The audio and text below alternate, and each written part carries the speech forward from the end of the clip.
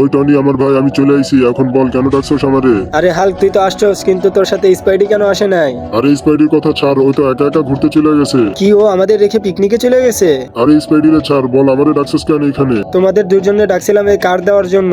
এটা আমার তরফ থেকে তোদের জন্য নতুন বছরের উপহার। আরে বলস কি, কথা কি সত্যি নাকি? আরে আর এই কালো গাড়িটা তোর জন্য, আর সাদা গাড়িটা স্পাইডির জন্য রাখছিলাম, কিন্তু ও তো আসেই নাই। আচ্ছা ঠিক আছে, এই গাড়িটা অনেক সুন্দর, আর আমি বসার সাথে সাথে কালার চেঞ্জ হয়ে গেল। ওই টনি আমার ভাই, আমাদের একটা গাড়ি গিফট কর। আরে ভেনম, তুই এখানে কি করস? যা যা ভাগ এখান থেকে, তোর কোনো গিফট দিব না। আরে টনি আমার ভাই, প্লিজ এই গাড়িটা আমারে দিয়ে দে। আরে পাগল নাকি? এই গাড়ি আমি স্পাইডির জন্য বানাইছি। স্পাইডি তো তোরে থুয়ে চলে গেছে পিকনিক করতে। তো কি হইছে? আমি ওর অনেক ভালো বন্ধু, এটা ওর জন্য বানাইছি, ওরেই দিব।